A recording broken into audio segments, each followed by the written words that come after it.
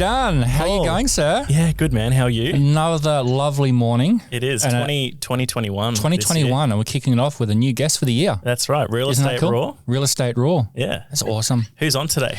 Who's on today? Well, hang on. Do we have someone special today? Are you ready? Drum roll. Drum roll. Oh. Let's get ready. Rumble. We have Adam Cini here from Movement Realty. How you going, mate? Yeah, good. How are you? Doing very well. Welcome. That's good. Thanks for the intro there. No, that's all right. It's a good special request. Yeah. So, Adam, you've recently sort of jumped into real estate, but your journey to get there has been a little bit different to what most people we've had a conversation with. Yeah, it's been a pretty quick process, I believe, compared to what it normally should take. I guess if you look at my character, though, I normally decide to do something and go all out. Yeah, I love it. So you started in motor racing, didn't you? First, you were motorbike racing. So yep. That's kind of what you were. That is so cool. I guess motorcycles are fast. Everything in my life's fast. So build a business fast. So it's full on and give it everything you got. Yeah. So how did that start? To be a professional motorcycle racer, that's a pretty big deal.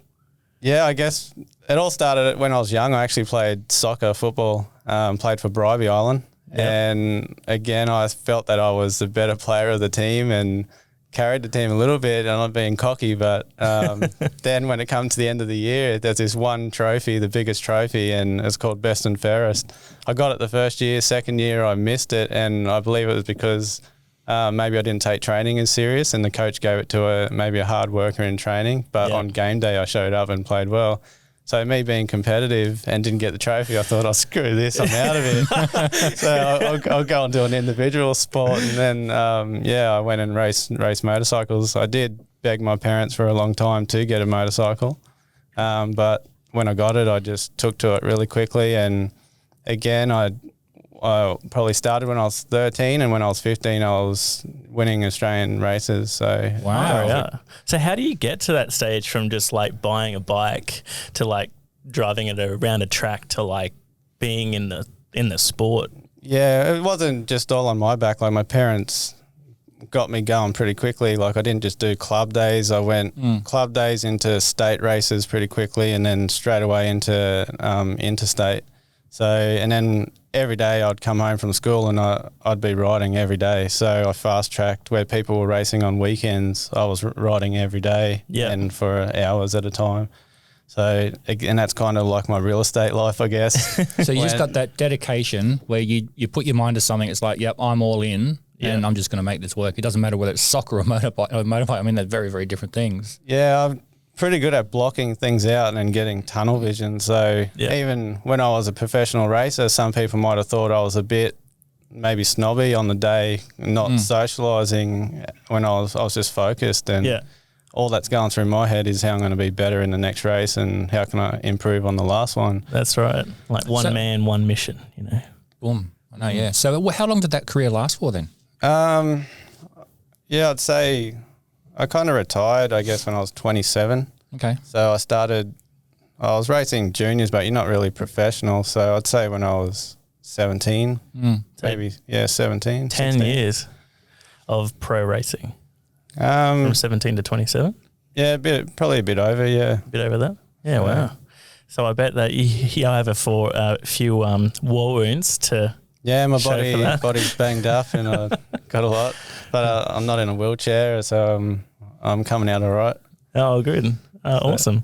So what made you move into real estate from being a motorcycle racer? Yeah, so you got from soccer to motorcycle racing to real estate agent. I mean, they're all very extraordinary different things. I have had other jobs in between. Yeah. But I guess coming from an athlete and I guess something that generates a lot of adrenaline, it was pretty difficult when I pulled the pin from racing because every day you're practicing with your buddies and you're doing something that you just love to do. And then I guess you add adrenaline and endorphins from exercise and you're on a massive high the whole time.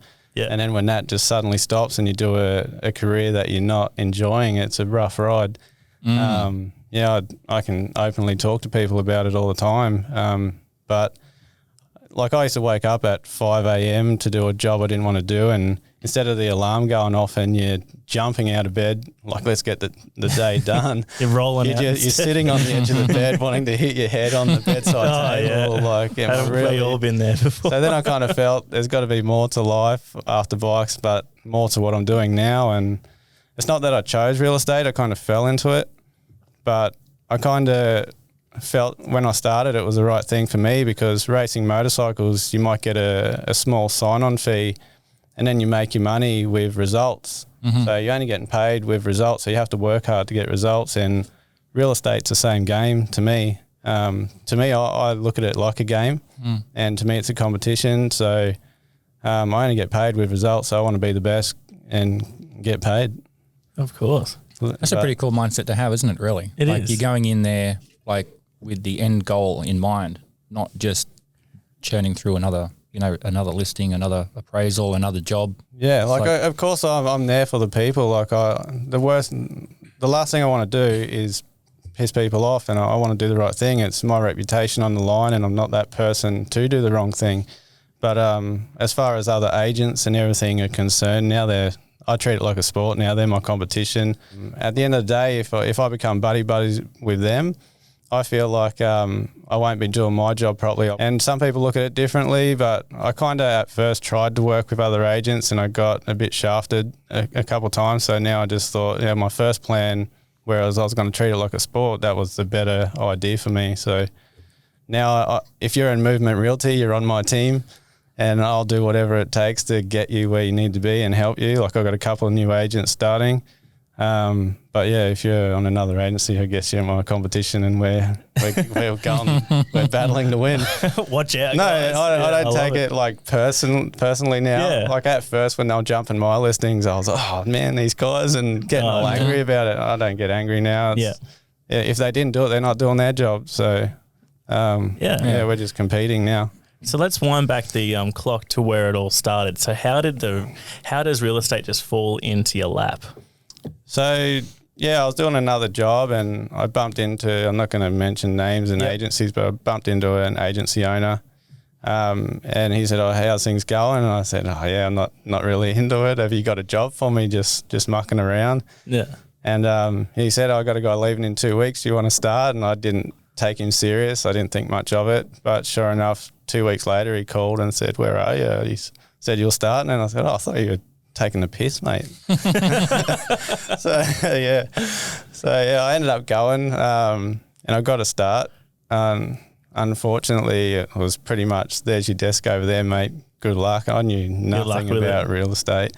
Other than that, I flipped a few houses in my time, and that's probably the only knowledge I sort of had. So when I did commit, and I kind of thought it could be an opportunity here, I just buckled down and got it done and put in some good hours.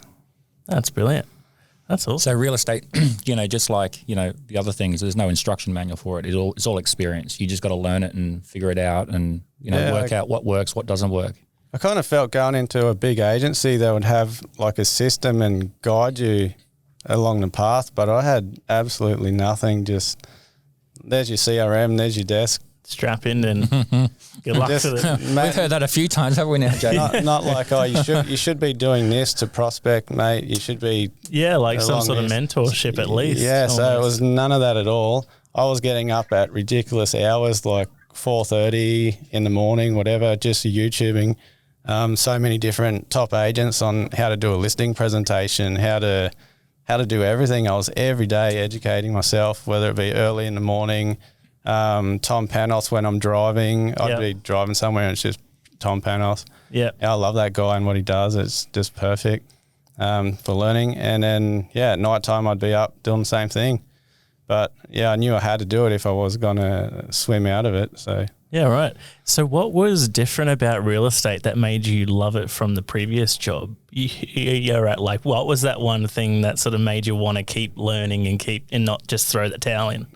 Yeah, it's intimidating at like cold calling and all that stuff. It was freaking me out at the start. Hated it.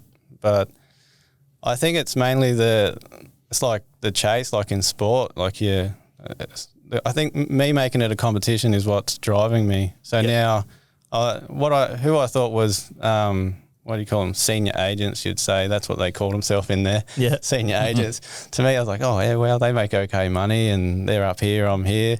And it's only been 3 years and now I don't really see it like that at all. I'm not being cheeky, but I feel like They're like almost all the same. I felt like I now do a lot more than what I've seen others do. And now the only people in my side are like, I don't know, agents that are selling good volume. So that's my goal, and I have them there, and I look at it every day, and I want to be there. So yeah, I'll just keep chipping away, and we'll get there. So you went from that, you wanted people to chase in that office, and that's obviously driven you then into starting your own, right? Yeah, so I went from one office to another. Mm-hmm. Yeah, I don't know. I felt like I got ripped off in a couple of deals, and they wouldn't be, I don't know, man up about it. So yeah, I ended up saying, well, I'm not going to have it a third time. I'll just start my own gig. It was a bit like when I explained it to my wife, she's like, oh, here we go again. But, I don't know. I don't like getting shafted, and I'll do what it takes to make it my way. And I was pretty comfortable because I was working at that point with a conveyancer, Tanya. And ever since I met her, she's been like a second mother to me. And I knew I had that solid backing with her to support me in anything I needed to know or needed help with. And so, yeah, I just felt comfortable and we'll just go get it done. So then Movement Realty was born. Yes. Wow. Only 3 years ago, 2017. That's amazing. It's a young business. It is a young business. Oh, well, I started in real estate then. So Movement Realty's probably nearly 2 years now. 2 years old. Oh, Wow. Even better. So I was probably in real estate for 2 years with other people, and then after 2 years I started my own gig. And when I went to like Chris Gilmore, what do you call it, coaching things, and I heard he started in 5, and I was like, wow, that's quick. But yeah, You're like, no, I got to beat that. I'm going to beat that competition. Another example is I went and got my aeroplane license, and I found out what the time was to do your lessons with a trainer and then go solo. Yeah. And yeah, I just wanted to beat that as well. So I was flying planes in like 8 hours. So oh my God. That's amazing. It's just, everything's a competition. So. I think it's all about that drive and determination to like that one goal, not being distracted by like other things and possibilities. It's just like, as soon as you have your just like you said, your blinders on, it's like bang, and you're a racehorse right out the gate. Yeah. Isn't it? It's like two distinct, so, we discussed this, I think, in an episode like a long time ago, right? So that emotional feeling you get for excitement and for nervousness is exactly the same reaction. Like some people will go into doing something going, oh, I'm nervous about it, and then they're apprehensive and they're not all in. Well, you're the opposite. You go in excited, like, I'm going to nail this, punch it out, like just going to make it happen. I see it all the time. People they cross new grounds and they get fearful and they just don't go into there. You just got to challenge yourself all the time. And every time I've jumped in the deep end, you just swim out of it. So just do it. I look at it that way. I like that. That's a good mentality. It is a good mentality. Yeah. So Movement Realty, then a couple of years young, has grown quite quickly. Tell us a little bit about that growth phase within your business. Yeah, definitely has done. I've started in an office at home. Then I built a big office at the front of my property that fits about 4 desks. Now we've filled that. That didn't last long, and we're about to get our first shop front. Oh, that's exciting. So basically it started again with me. My mum was doing bits and pieces on the back end because she's a bookkeeper, bass agent, so I had that covered as well. And then with Tanya, then I got busy enough to get an assistant, and I was always wondering, like, should I commit because I was sort of doing big hours and I don't know if I can afford an assistant yet. But when I love training, so I get up early and train, and I had to cut that out because I was just getting up early to work and keep on top of things, and then working at night, not spending time with the kids. So I kind of figured I'm doing that many hours, I just have to make that jump. So I got my assistant, and pretty much once I got that, the workload, we just went crazy, and now it's just going and going. Wow. That's awesome. That's so cool. So yeah, pretty much it's me full-time, my assistant full-time, my mother's almost full-time now, and now I've got 2 agents starting, and now we're doing rental management. That's amazing. Brilliant. Look at that in just 2 years. Yeah. All right. So look, we'll take a quick break. Okay. And then we'll go into a little bit more detail about some of the things that drive Movement Realty and some of the systems and things that you believe are really helping you, move this business forward. Yep. So we'll be back in just a few moments.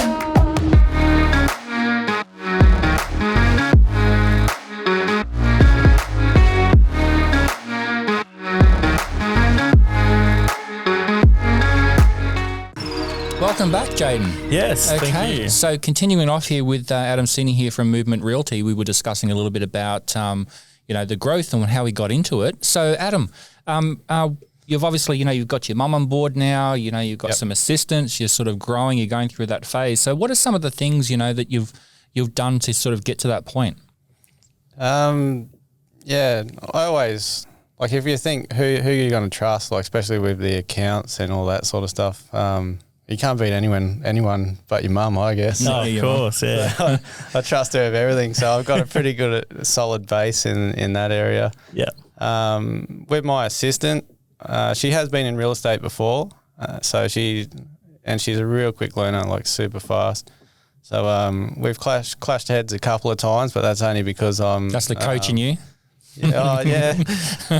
I don't know, because I am pretty hard because, again, I've got high expectations and I know where I want to be, and because I don't know, from, say, when I wake up to when I sleep, all I really think about is what my job is and what I'm doing, and other people think about 10 other things and float around, and but yeah, she's learning my ways pretty quickly, and again, yeah, she's very smart. She picks up everything. So now it comes to the point where if I need something done, I can kind of rely on her without having to oversee everything now. So again, my team's just getting every time she grows and learns everything, I'm just getting stronger and stronger as well. Awesome. And then with the new agents coming on board, we've got at the moment John, who's got a lot of sales experience in the motorcycle industry, and he's had some pretty important jobs in there. So he's no stranger to sales at all. So once he gets the knowledge on the real estate side of things, I think he'll be fine. And then we've also got Selena, who used to be one of the lead agents in Beachmere anyway. So she used to work with me at the other agency, so that's how I know her. Yeah. And I know what she's capable of. So she's just had a kid, had a bit of time out of real estate, wants to come back in. Saw the opportunity with Movement Realty, and so I'm going to get her going again, and I'm sure she'll get back to where she was, where she's going to be probably one of the biggest sellers in sort of Beachmere and Ningi. So Awesome. like, when you talk about real estate, and sales, there's obviously different industries and things like that, but it's really a common thing. It's just relationships with people, knowing how to read people and negotiate, really, isn't it? So if you're selling, motorbike parts or a house, it's really, obviously it's their biggest asset. It's one massive big sale, but it's that connection that you make with people, and that's important, isn't it? Yeah, I honestly think be yourself. Like you can watch videos and YouTube videos all day long of these agents selling in LA, Beverly Hills, or even Australia, around the city and the whatever. Yeah. Driving their Ferraris, and every shot is them in their Ferraris more than a house. But that's what if that gets them business and that's their industry, good for them. I'm not going to try and be that person. I'm in Moreton Bay and I don't sell those houses. So, and then to me to be someone else would be kind of fake, and I think you'd kind of lose people doing that. So I just think be yourself, be nice, don't be genuine. Everyone can sort of sense if you're fluffing on a little bit, and I just tell them what we can do. I don't tell them all these fabulous things that I can't do, but I'll tell them what we need to do, what I believe we need to do to get the best result. Okay, so what would some of those things be? I mean, you're obviously sort of really big in the marketing space compared to a lot of agents out there now. So has that played a role in what you do as a part of that process? Yeah, it all depends on the person, but I try and get my point across that to get the best result, everyone wants a great result, but sometimes people don't want to spend marketing money. So I don't know how they're going to get that best result by not throwing it out there to everyone. Yeah, you can sell your house by doing cheap, poor marketing, but is it a buyer or the best buyer that you're after? So the way I look at it is cast your net out everywhere, pay some money in marketing, get good guys to do it. So yeah, and what I have in place now is not just average looking for an average buyer. I'm really throwing it out there to make sure that we've got the best result. So yeah, working with you guys, Media Me, has been fantastic. We have a lot of great ideas to bring to the table moving forward, and that might separate us again from the rest. And I like how we have ideas and we just keep evolving. We're not stuck in a rut and everyone's sort of catching up. We'll just keep moving forward. And then, yeah, styling houses. If we can get that in most of them, then you got your best shot to get a good result. That's right, because people are very visual, aren't they? So, a buyer comes in, they're going to fall in love with the house, or they're going to look for faults in the house. So by marketing it right, they've kind of got that preconception of what the house is going to be like. So they walk in there and go, oh, these rooms are realistic, oh, this is a beautiful home. And then they get emotionally involved, don't they? Oh, yeah, absolutely, yeah. You get all different buyers. Everyone knows all different buyers. Real estate agents will explain them. But, yeah, if you can get those emotional buyers, then the sky's the limit in what you can get out of them in price. And you're only going to get that by presenting your home well and doing all the right things with, like, media and making it look well presented. So, yeah, that's the way we go about it. We try and go all out, make everything the best we can be to get that result. So what are some of the other value add things that you would add to that process? You come to the, with them with the experience and like a team of people to help you get to market. But is there anything sort of unique that you do, or what sort of sets you a little bit apart from the others?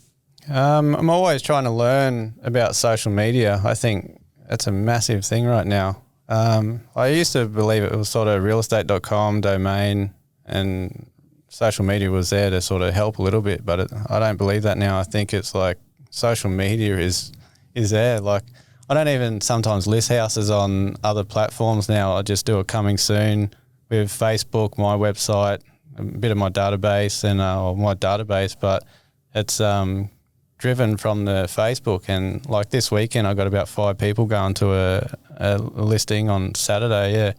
And that's purely just by me putting it on Facebook and generating leads. So that's unreal. Yeah. Well, you see, people forget that little segment, and we discussed this, didn't we, in a chat we had earlier on, is that people in the buying cycle, right, if they're truly wanting to buy a home, they're going to be on those, realestate.com, domain platforms. They're going to be there every day. They're going to be signing up to alerts. They're invested in making that purchase.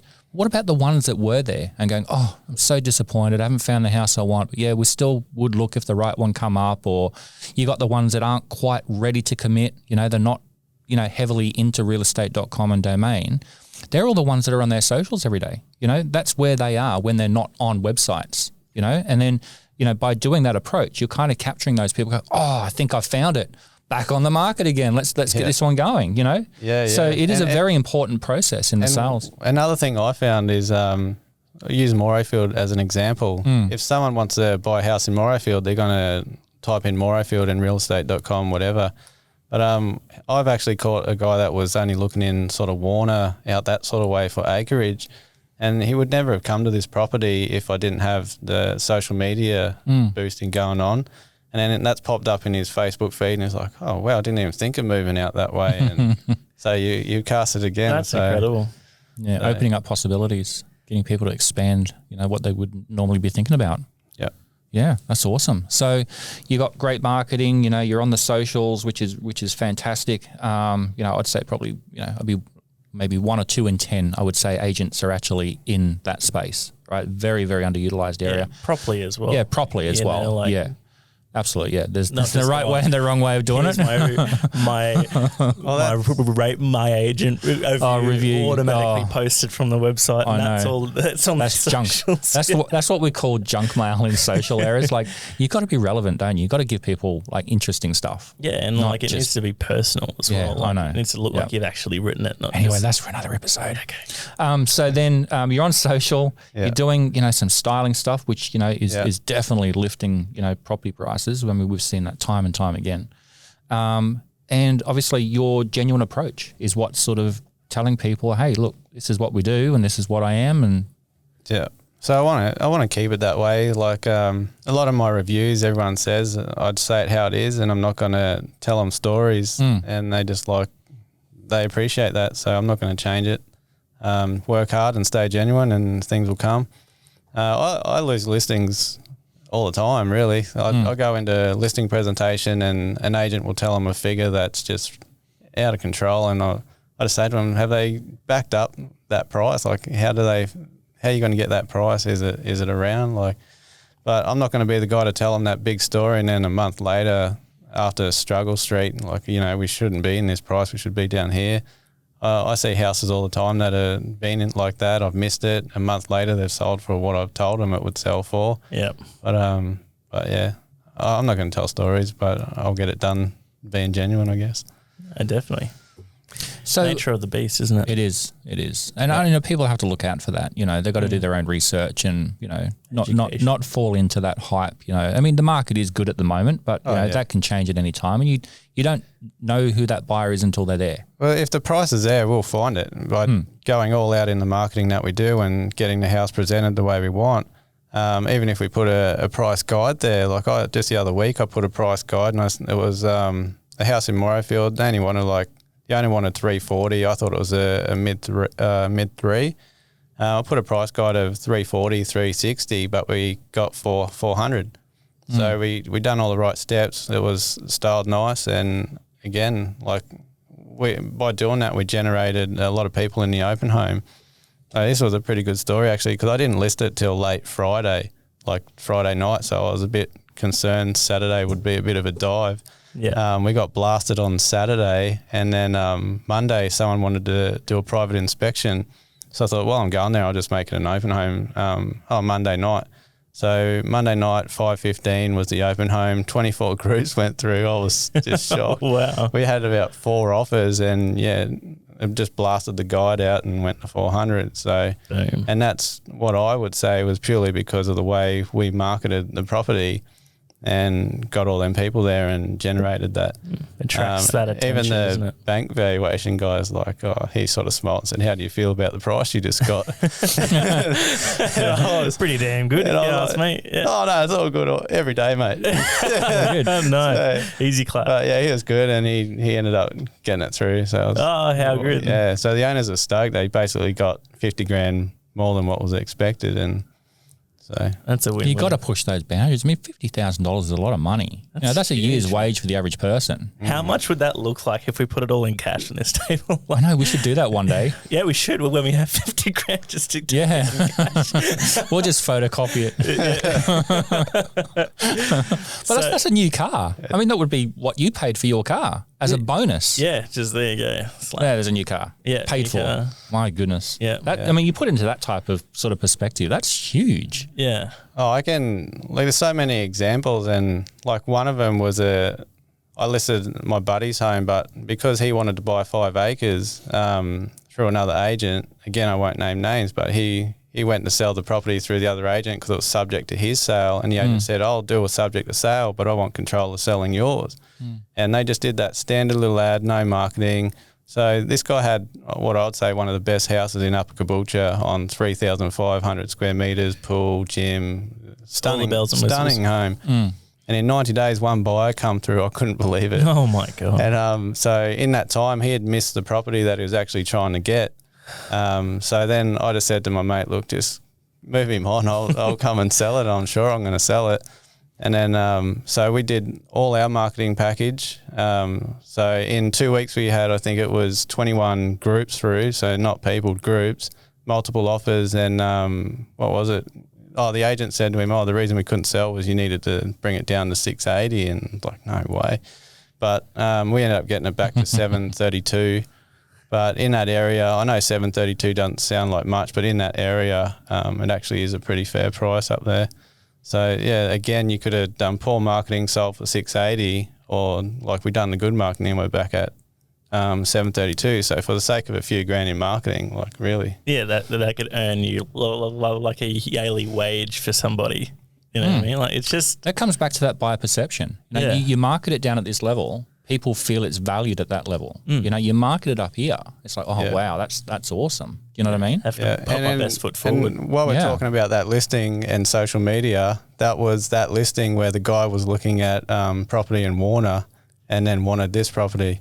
I was at that. He was one of the people trying to bid for it, yeah. There you go. Happy days. That's amazing. The power of marketing.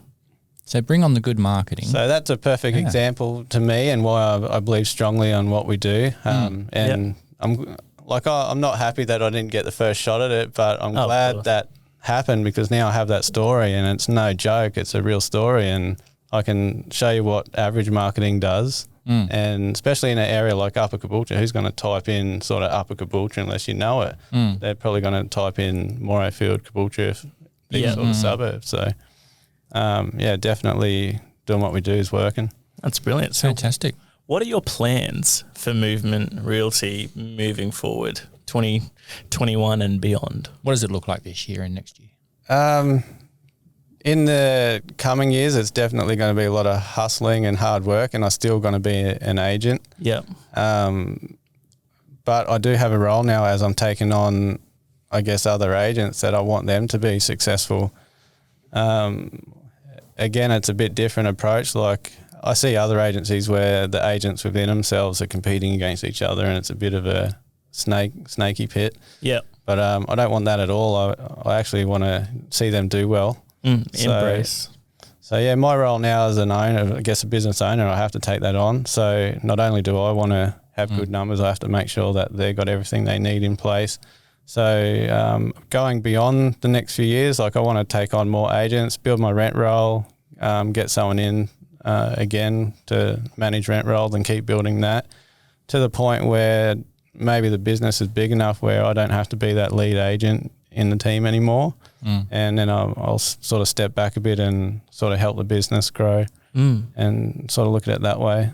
So That's awesome. That's a great plan. then you never know. I've got a goal to do another agency once I get one working properly and systems in place, but it's all time and having systems in place. And then my goal would be to have another agency and then I just sort of manage them.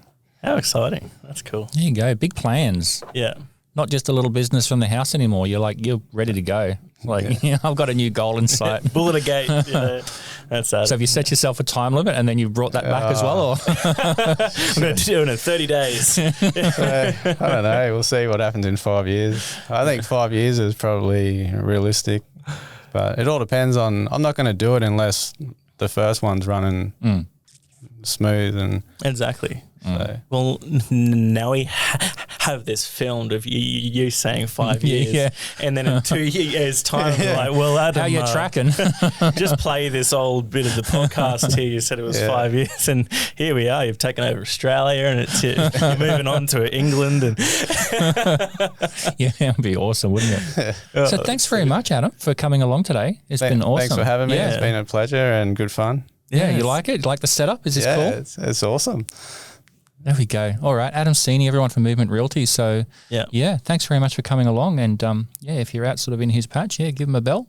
Yeah, or Moreton Bay. Love to help you out. Yeah, I do all through Moreton Bay. I've got agent Beachme and Ningi and now Bribey. So there you go. brilliant. All over Adam the place. Cini, Adam Movement Cini, Realty. Movement Realty. Thanks, mate. cheers. Cheers. Cool.